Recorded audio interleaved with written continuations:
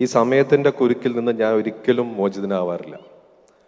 Supreme കോടതിയിൽ ഒരു case വാദിക്കുമ്പോൾ, പ്രത്യേകിച്ച് പുതിയ കേസാണെങ്കിൽ 1 മിനിറ്റോ അല്ലെങ്കിൽ 2 മിനിറ്റോ തരുള്ളൂ. ആ 2 മിനിറ്റിനുള്ളിൽ നമ്മൾ എന്താണ് കേസ് എന്നുള്ളത് അവരടുത്ത് പറഞ്ഞ് അവരെ മനസ്സിലാക്കണം. മനസ്സിലാക്കിയാൽ നമ്മൾ രക്ഷപ്പെട്ട്, മനസ്സിലാക്കിയില്ലെങ്കിൽ നമ്മുടെ കേസ് അപ്പം തന്നെ തള്ളും. പാർലമെന്റിലേക്ക് പോയപ്പോൾ നമ്മൾ 2 മെമ്പർ പാർട്ടി ആയത് കാരണം 3 മിനിറ്റോ 4 മിനിറ്റോ കിട്ടണം. ആ 3 മിനിറ്റോ 4 മിനിറ്റിലോ പറയാവുന്നതെല്ലാം നമ്മൾ വന്ദേ ഭാരത് ട്രെയിനിൻ്റെ സ്പീഡിൽ പോയി പറയണം നമ്മൾ, അല്ലെങ്കിൽ നമുക്ക് ആ പോയിന്റുകൾ മിസ്സാവും. അപ്പോൾ ഇവിടെ വന്നിട്ട് കുറച്ച് പറയാമെന്ന് ചോദിച്ചപ്പോഴേക്കും നഹാസ് പറഞ്ഞ് 5 മിനിറ്റാണെന്ന്. പക്ഷേ കുറച്ച് ഇമ്പ്രൂവ്മെൻ്റ് ഉണ്ട്. 2 മിനിറ്റും 4 മിനിറ്റിൽ നിന്നും കുറച്ച് ഇമ്പ്രൂവ്മെൻറ്റ് 5 മിനിറ്റ് കിട്ടിയിട്ടുണ്ട്.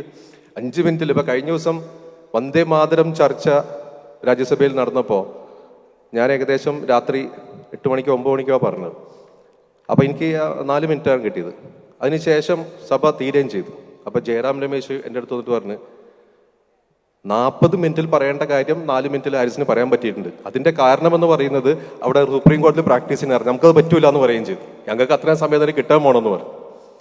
എന്തായാലും ഈ പറയുന്ന 5 മിനിറ്റിൽ പറയാൻ പറ്റുന്ന കാര്യമെല്ലാം പറയാം. പക്ഷേ എനിക്കിപ്പോൾ വന്നപ്പോൾ ഉണ്ടായത്, ഇപ്പം കേരളത്തിൻ്റെ ഒരു വൈജ്ഞാനിക ഭൂപടത്തിൽ ഒരു വിസ്മയകരമായിട്ടുള്ള ചരിത്രം തീർത്ത ഒരു സ്ഥാപനത്തിൽ വരുമ്പോൾ അതിൻ്റെ മുന്നിൽ നിൽക്കുമ്പോഴുള്ള ഒരു സന്തോഷവും അഭിമാനവും എന്ന് പറയുന്നത് അത് വേറെ ലെവല് തന്നെയാണ്.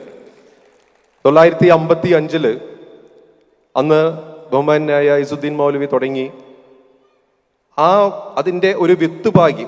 ആ വിത്ത് പാകി ഇപ്പോൾ വലിയൊരു വൃക്ഷമായിട്ട് മാറുക എന്ന് പറയുന്നത് ഏതെല്ലാം തരത്തിലുള്ള വിജ്ഞാനമാണ് ഇവിടെ നിന്ന് വന്നതെന്നുള്ളത്. ഇപ്പം എൻ്റെ അടുത്ത് മുജീബ് സാഹിബ് പറയുകയായിരുന്നു, സമന്വയ വിദ്യാഭ്യാസം ഇപ്പോൾ നമ്മൾ എല്ലായിടത്തും കാണുന്നതാണ്. ഈ സമന്വയ വിദ്യാഭ്യാസത്തിൻ്റെ വിത്ത് അന്ന് പാകി എന്ന് പറയുമ്പോൾ നമുക്ക് അവരുടെ എല്ലാം ആ വിഷൻ എന്ന് പറയും. നമ്മളിപ്പോൾ വിഷൻ 2030 ഒക്കെ ഭാഗമായിട്ട് ഡൽഹിയിൽ ഞങ്ങളൊക്കെ പ്രവർത്തിക്കാറുണ്ട്. അപ്പോൾ അന്നത്തെ വിഷൻ എന്ന് പറയുന്നത് നമുക്കറിയാം, അന്ന് ഇവിടെ എല്ലാം ഇരുട്ടായിരുന്നു.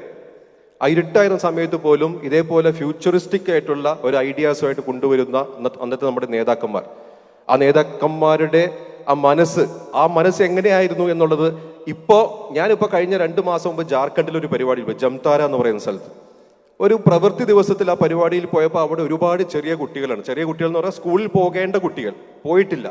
എന്താണെന്ന് ചോദിച്ചപ്പോൾ സ്കൂൾ എന്ന് പറയുന്നത് 40 കിലോമീറ്റർ അകലെയാണ്. 40 കിലോമീറ്റർ അകലെയായാലും കുഴപ്പമില്ല, പക്ഷേ അവർക്ക് ബസ് കിട്ടണമെങ്കിൽ 30 കിലോമീറ്റർ അവർക്ക് സൈക്കിൾ ചവിട്ടണം, അല്ലെങ്കിൽ കാൽനടയായിട്ട് പോകണം. അപ്പോൾ അവരുടെ മാതാപിതാക്കൾ വിചാരിച്ചു പോകണ്ട, അവർ ദിവസക്കൂലിക്ക് പോയി കഴിഞ്ഞാൽ 150 രൂപയോ 100 രൂപയോ കിട്ടും, അത് തന്നെ നമുക്ക് ധാരാളം. അതാണ് നമ്മുടെ രാജ്യത്തെ ഇന്നത്തെ അവസ്ഥയെ ഞാൻ പറയുന്നത്. കഴിഞ്ഞ മാസം ഉത്തർപ്രദേശിലെ കാണ്ട്ലയിൽ ഒരു അവർ ഇന്ത്യ ഫൗണ്ടേഷന്റെ സ്കൂളുണ്ട്. നമ്മുടെ മലയാളികൾ ഒരു ട്രസ്റ്റ് രൂപീകരിച്ച് കാണ്ട്ല എന്ന് പറയുന്ന സ്ഥലത്ത് മുസഫർ നഗറിന്റെ കലാപത്തിന് ശേഷം തുടങ്ങിയ ഒരു സ്കൂളാണ്. ആ സ്കൂൾ എന്ന് തുടങ്ങിയത് 28 വിദ്യാർത്ഥികളെ വെച്ചിട്ടാണ്. കാരണം അന്ന് കലാപാനന്തരം അവിടെ പോയപ്പോൾ എന്താണ് ചെയ്യേണ്ടതെന്ന് നോക്കിയപ്പോൾ അവിടുത്തെ ആൾക്കാർ തന്നെ പറഞ്ഞു, ഞങ്ങളുടെ കുട്ടികൾക്ക് ഇനി വിദ്യാഭ്യാസത്തിന് വേറെ മാർഗമൊന്നുമില്ല. നമ്മളും വിചാരിച്ചു. അപ്പോൾ അവർ തിരിച്ച് കോഴിക്കോടേക്ക് വന്നിട്ട് ഒരു ട്രസ്റ്റ് രൂപീകരിച്ച് അവിടെ സ്കൂൾ ഉണ്ടാക്കി. സ്കൂൾ ഇപ്പോൾ 10 കൊല്ലം കഴിഞ്ഞപ്പോഴേക്കും നല്ല സ്ഥലമെല്ലാം മേടിച്ച് നല്ല കെട്ടിടമൊക്കെ നല്ല ഭംഗിയായിട്ട സ്കൂളായി. പക്ഷെ അവിടെ ചെന്നപ്പോഴും കാണേണ്ട അവസ്ഥ എന്ന് പറയുന്നത്, സ്കൂളിൽ വിടുക എന്നുള്ളത് അവിടുത്തെ മാതാപിതാക്കളെ സംബന്ധിച്ച് ഏറ്റവും അവസാനത്തെ പ്രയോറിറ്റിയാണ്. ബാക്കിയുള്ള എല്ലാ സംഗതികളും തീർന്നതിന് ശേഷം മാത്രം കുട്ടികളെ സ്കൂളിലേക്ക് വിടുക. അപ്പോൾ അവിടുത്തെ മാനേജ്മെന്റ് പറഞ്ഞു 90 ലക്ഷത്തോളം രൂപയാണ് ഇവിടുത്തെ ഫീസിന്റെ കുടിശ്ശിക മാത്രം. അപ്പോൾ അത് പോട്ടെ, കാരണം നമ്മളിവിടെ തുടങ്ങിയിരിക്കുന്നത് തന്നെ ഇവിടെ നമ്മളുടെ ആ സമൂഹത്തിന് ഒരു ഉയർച്ച ഉണ്ടാകട്ടെ എന്നതിന് വേണ്ടിയിട്ടാണ്. അതുകൊണ്ട് തന്നെ ഞങ്ങൾ ഫീസിന്റെ കാര്യമൊന്നും ഞങ്ങൾ നോക്കുന്നില്ല. പക്ഷെ കുട്ടികളെ വിടാനുള്ള മനസ്സ് പോലും അവർക്ക് മനസ്സിലായിട്ടില്ല. എന്തുകൊണ്ടാണ് ആ വിദ്യാഭ്യാസത്തിന്റെ പ്രസക്തി എന്താണെന്ന് ഇപ്പോഴും മനസ്സിലാകാത്ത ഒരു സമൂഹമാണ് ഇന്ത്യയിൽ തന്നെയുള്ളത്.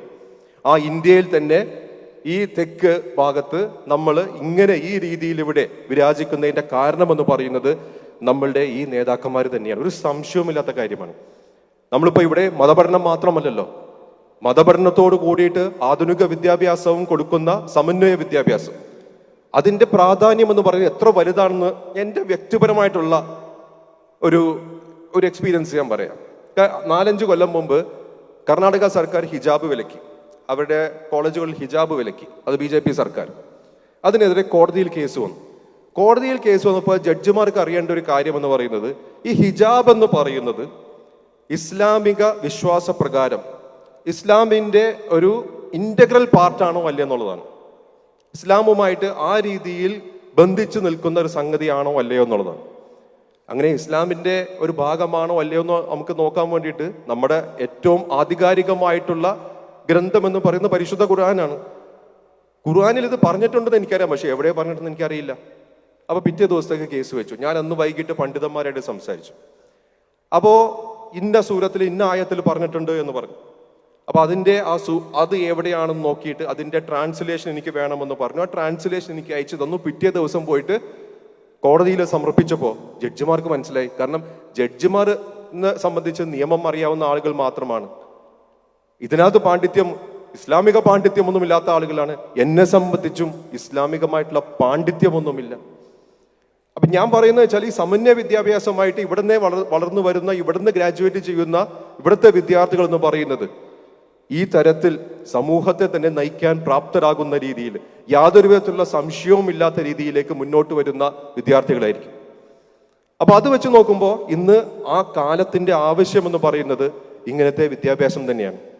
ഇപ്പോ ഖുർആനിലെ ആദ്യത്തെ വാചകം തന്നെ നമുക്കറിയാം, ഇക്രാ എന്ന് വെച്ചാൽ വെറും വായിക്കുക എന്ന് മാത്രമല്ല, നമ്മൾ ഈ പ്രപഞ്ചത്തെ വായിക്കുക, അല്ലെങ്കിൽ നമ്മൾ മനുഷ്യകുലങ്ങളെ വായിക്കുക.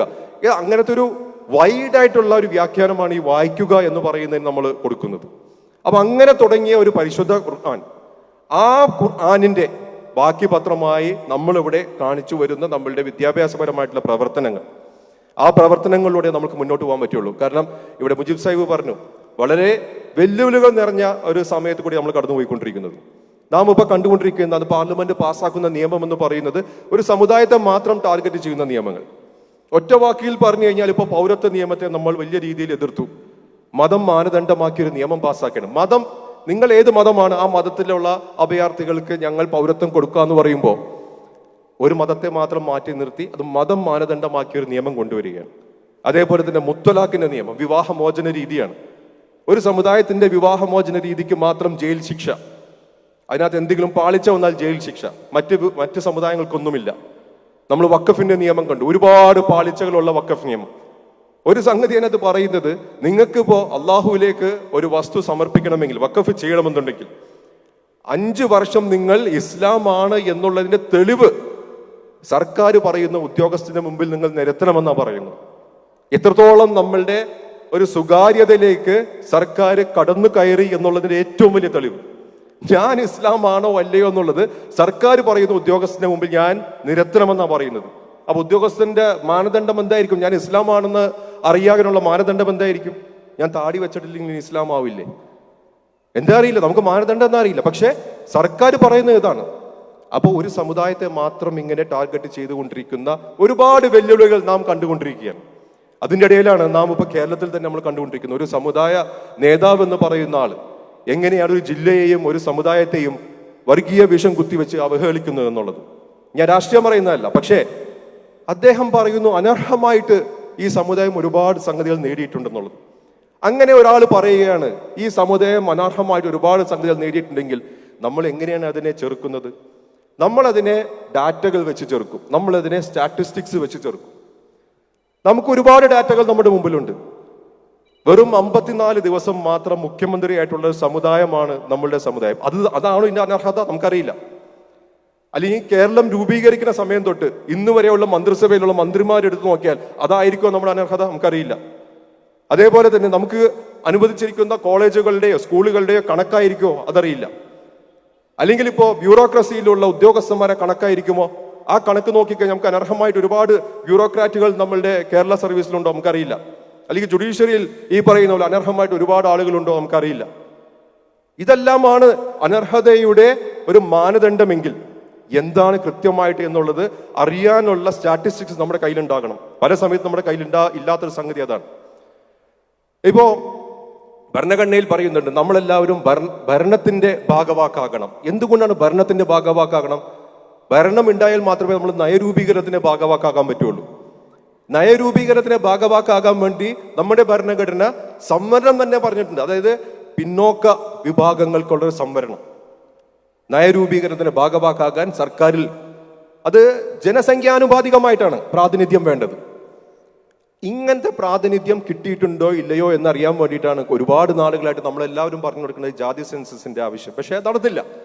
അതിനകത്ത് രാഷ്ട്രീയമായിട്ടുള്ള ഇച്ഛാശക്തി വേണം നടത്താൻ. നടത്തി കഴിഞ്ഞാൽ ഒരുപാട് കള്ളക്കളികൾ പുറത്താവും. അപ്പൊ നമ്മൾ എന്താ ചെയ്യേണ്ടത്? നമ്മൾ അതിനെ കുറിച്ചിട്ട് തന്നെ നമ്മൾ പഠനം നടത്തിക്കൊണ്ടേയിരിക്കണം. 2 വർഷം മുമ്പ് കേരള ശാസ്ത്ര സാഹിത്യ പരിഷത്ത് എന്ന് പറയുന്ന NGO ഒരു കണക്കെടുപ്പ് നടത്തിയിട്ട് ഈ പറയുന്ന രീതിയിൽ പ്രാതിനിധ്യ കണക്ക് അവർ പുറത്തേക്ക് ഇറക്കി. അതായത് കേരള സർക്കാരിന്റെ സർവീസിൽ സമുദായങ്ങളുടെ പ്രാതിനിധ്യം എത്രമാത്രമാണ് എന്നുള്ളത് അവർ പുറത്തേക്ക് ഇറക്കി. അത് വെച്ച് നോക്കുമ്പോൾ മുസ്ലിം സമുദായം എന്ന് പറയുന്നത് ശരിക്കും നമ്മുടെ ജനസംഖ്യയുടെ അടിസ്ഥാനത്തിൽ അവിടെ പ്രാതിനിധ്യം കിട്ടുന്നതിനേക്കാൾ 135% പിന്നിലാണ് എന്നുള്ളതാണ് ആ കണക്ക്. അത് തന്നെയാണ് ഈ കള്ളക്കളി എന്ന് പറയുന്നത്. എന്നിട്ട് പറയുന്നത് നമ്മൾക്ക് അനർഹമായിട്ട് ഒരുപാട് കിട്ടി എന്നുള്ളത്. മറ്റുള്ളവർക്ക് കിട്ടിയോ ഇല്ല എന്നുള്ളത് നമുക്ക് നോക്കണം. നമുക്ക് അർഹതക്കുള്ള എല്ലാ സംഗതികളും തരുമണിയില്ലാതെ നമ്മൾ നേടിയിരിക്കണം. ആ നേടിയിരിക്കാൻ വേണ്ടിയിട്ടാണ് ഇതേപോലത്തെ സമന്വയ വിദ്യാഭ്യാസം കിട്ടിയ നമ്മുടെ കുട്ടികൾ വെറും കുട്ടികളായിട്ട് മാത്രമല്ല നേതാക്കന്മാരായിട്ട് നമ്മൾ വരേണ്ടത്. CH മുഹമ്മദ് ഖായ സാഹിബ് 1969 പറഞ്ഞെന്നാ പറയുന്നത്. CH അടുത്ത് ഒരാൾ ചോദിച്ചു, CH നിങ്ങൾ മന്ത്രിയായിട്ട് പോലും ഈ സമുദായത്തിന് ഉന്നമനം ഇല്ലല്ലോ എന്ന് ചോദിച്ചപ്പോൾ CH മറുപടി ഇപ്രകാരമായിരുന്നു എന്നാ പറയുന്നത്: ഞാൻ മുഖ്യമന്ത്രിയും എൻ്റെ സമുദായത്തിലെ എല്ലാ അംഗങ്ങളും എൻ്റെ ക്യാബിനറ്റിലെ അംഗങ്ങളാണെങ്കിൽ പോലും ഈ സമുദായത്തിന് ഒരു ഉന്നമനം ഉണ്ടാവുകയില്ല. ഈ സമുദായത്തിന് ഉന്നമനം ഉണ്ടാകണമെങ്കിൽ ഇവിടെ ഒരു ബ്യൂറോക്രസിയുമുണ്ട്. ആ ബ്യൂറോക്രസിയേക്കാൾ ശക്തമായിട്ടുള്ള ജുഡീഷ്യറിയുമുണ്ട്. ഈ ബ്യൂറോക്രസിയിലും ജുഡീഷ്യറിയിലും എൻ്റെ സമുദായാംഗങ്ങളുടെ പ്രാതിനിധ്യമുണ്ടെങ്കിൽ മാത്രമേ ഈ സമുദായത്തിന് ഉന്നമനം ഉണ്ടാവുകയുള്ളൂ എന്ന് 1969 CH മുഹമ്മദ് കോയ സാഹിബ് പറഞ്ഞ ആ വാക്യം ഇപ്പോഴും വേദവാക്യമായിട്ട് മാറിയിരിക്കുകയാണ്. അതുകൊണ്ട് തന്നെയാണ് ഈ സ്ഥാപനത്തിന്റെ പ്രസക്തി എന്ന് പറയുന്നത്. ഇവിടെ നിന്ന് വരുന്ന കുട്ടികൾ എന്ന് പറയുന്നത് വെറും കുട്ടികളല്ല, വെറും വിദ്യാർത്ഥികളല്ല. ഈ സമൂഹത്തിനെ നയിക്കാൻ പ്രാപ്തിയാക്കുന്ന രീതിയിലുള്ള വിദ്യാർത്ഥി ഗണങ്ങളാണ് ഇവിടെ നിന്ന് വരുന്നത്. നമുക്കറിയാം, ഇതിന്റെ ചരിത്രം പരിശോധിച്ചു കഴിഞ്ഞാൽ അതിന്റെ കാരണം എന്താണ്? ഈ സമന്വയ വിദ്യാഭ്യാസം 1955 തുടങ്ങിയ ഈ വിദ്യാഭ്യാസ സ്ഥാപനത്തിൽ കൂടി മാത്രമേ ഇപ്പൊ CH പറഞ്ഞ സ്വപ്നം പോലും സാക്ഷാത്കരിക്കാൻ പറ്റുകയുള്ളൂ എന്ന് യാതൊരു സംശയവുമില്ല. അള്ളാഹു അനുഗ്രഹിക്കട്ടെ. അസ്സലാമു അലൈക്കും.